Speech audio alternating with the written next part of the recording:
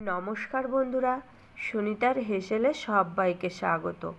আজ আমি আপনাদের সঙ্গে শেয়ার করব একদম সহজ একটি ব্রেকফাস্ট রেসিপি বা বাচ্চাদের টিফিনের রেসিপি, যেটা আপনারা মাত্র 10 থেকে 15 মিনিটের মধ্যেই বানিয়ে ফেলতে পারবেন।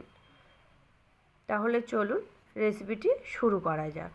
এখানে দেখুন আমি নিয়েছি সুজি, আর নিয়েছি এখানে কিছুটা আমি গোটা গরম মশলা নিয়েছি কালো সর্ষে, একটু আদা গ্রেট করে নিয়েছি, একটু কাঁচা লঙ্কা কুচি নিয়েছি, স্বাদ মতো লবণ, চিনি নিয়েছি, কিছুটা চিনে বাদাম, কিশমিশ আর কারি পাতা, আর নিয়েছি একটা বড় সাইজের আলুকে আমি ছোট টুকরো করে কেটে নিয়েছি। এবার আমি প্রথমেই কড়াইতে সুজিটা দিয়ে দেব। সুজিটা দিয়ে আমি সুজিটা এই শুকনো কড়াইতেই আমি কিন্তু সুজিটাকে একটু ভেজে নেব। এখানে আমি 3 থেকে 4 মিনিট মতো সুজিটাকে ভেজে নেব।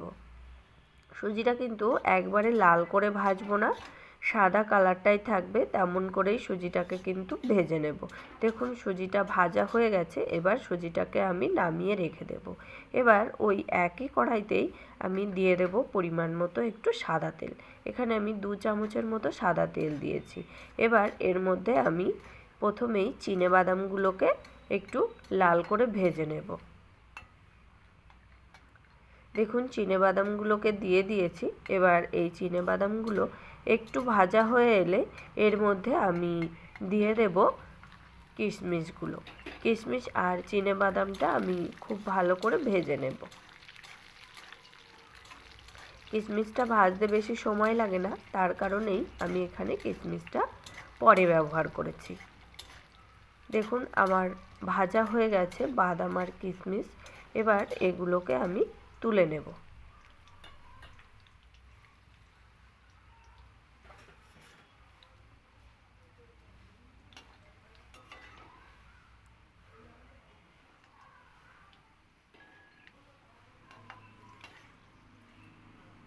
এবার ওই একই তেলের মধ্যে আমি কারি পাতাটাকে ভেজে নেব। দেখুন কারি পাতাটা ভাজা হয়ে গেছে। এবার কারি পাতাটাও তুলে রেখে দেব। এবার ওই একই তেলের মধ্যে আমি দিয়ে দেব টুকরো করে রাখা আলুগুলো। আলুগুলো দিয়ে আমি আলুর মধ্যে দিয়ে দেব সামান্য একটু লবণ দিয়ে আলুটাকে কিন্তু খুব ভালো করে ভেজে নেব। একবারে আলুটা ভাজতে ভাজতেই সিদ্ধ হয়ে যাবে সেরকমভাবেই আলুটাকে আমি ভেজে নেব।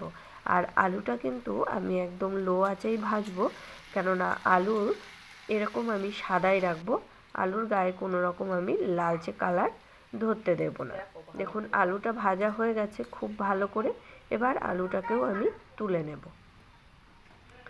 এবার আমি ওই একই কড়াইয়ের মধ্যে দিয়ে দেব হাফ চামচের মতো ঘি। ঘি দিয়ে আমি এর মধ্যে এবার ফোড়নটা তৈরি করে নেব। তার জন্য প্রথমেই দিয়ে দেব গোটা গরম মশলা, আর দেব হাফ চামচের মতো আমি কালো সর্ষে। ফোড়নটা একটু ভাজা হয়ে এলে এর মধ্যে এবার আমি দিয়ে দেব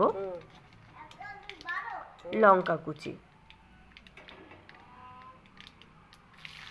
এখানে আমি কোচানো লঙ্কাটা দিয়ে দিয়েছি, আর দিয়ে দেব গ্রেট করা আদা। এখানে আমি 1 চামচের মতো আদা আমি গ্রেট করে নিয়েছি। এবার এই আদা কাঁচা লঙ্কাটা খুব ভালো করে মশলার সঙ্গে একটু ভেজে নেব।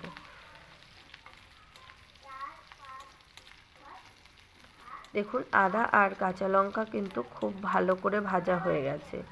এবার আমি এই তেলের মধ্যেই দিয়ে দেব ভেজে রাখা সুজি। সুজিটা খুব ভালো করে মিশিয়ে নেব।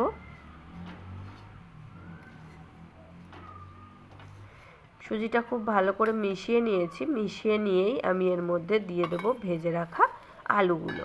এবার আলু আর সুজিটাও কিন্তু খুব ভালো করে মিশিয়ে নেব। মিশিয়ে নিয়েই আমি এর মধ্যে এবার দিয়ে দেব স্বাদ অনুযায়ী লবণ, আর দিয়ে দেব স্বাদ মতো একটু চিনি। যেহেতু পোলাও রান্না করছি তার কারণেই একটু মিষ্টি মিষ্টি ভালো লাগে পোলাও, তার জন্য আমি এখানে 1 চামচের মতো চিনি ব্যবহার করেছি।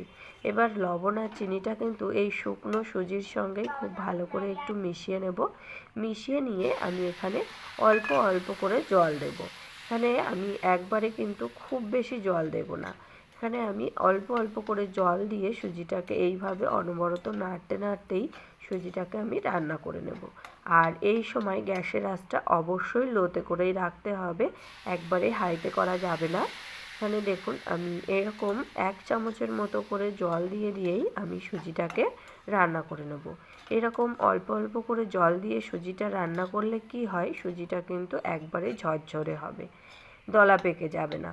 তার কারণেই আমি এখানে সামান্য একটু একটু করে জল দিয়ে সুজিটাকে আমি খুব ভালো করে রান্না করে নিয়েছি। এইরকম আমি 4 থেকে 5 বার অল্প অল্প করে জল দিয়ে সুজিটা রান্না করে নিয়েছি। সুজিটা কিন্তু খুব সুন্দর নরম হয়ে গেছে আর একবারে ঝরঝরে হয়েছে, আপনারা দেখেই বুঝতে পারবেন। দেখুন কতটা ঝরঝরে হয়েছে সুজিটা। এবার আমি এর ভেতরে দিয়ে দেব ভেজে রাখা বাদামগুলো। বাদাম আর কিশমিশ দিয়ে দিয়েছি। এবার বাদাম আর কিশমিশটা আমি সুজির সঙ্গে আবারও খুব ভালো করে একটু মিশিয়ে নেব। মিশিয়ে নিয়েই এর মধ্যে এবার আমি দিয়ে দেব ভেজে রাখা কারি পাতাগুলো। কারি পাতাও সুজির সঙ্গে খুব ভালো করে মিশিয়ে নিলেই কিন্তু তৈরি হয়ে যাবে আমাদের দারুণ স্বাদের সুজির পোলাও। এটা খেতে কিন্তু খুবই ভালো লাগে। আর এটা সকালের জলখাবার বলুন বা বিকালের জলখাবার কিংবা বাচ্চাদের টিফিনে এটা কিন্তু খুবই ভালো যায়। খুব তাড়াতাড়ি তৈরি করে নেওয়া যায় এই সুজির পোলাও।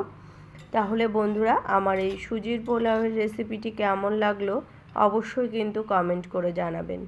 যদি ভালো লেগে থাকে তাহলে একটা লাইক করবেন আর সাবস্ক্রাইব করে পাশে থাকার অনুরোধ রইল। তাহলে আজকের মতো এই পর্যন্তই। আবার দেখা হবে নতুন কোনো রেসিপি নিয়ে। ভালো থাকবেন, সুস্থ থাকবেন। ধন্যবাদ। আর এই রকম নতুন নতুন রেসিপি যদি পেতে চান তাহলে অবশ্যই আমার চ্যানেলটাকে সাবস্ক্রাইব করে পাশে থাকবেন। ধন্যবাদ।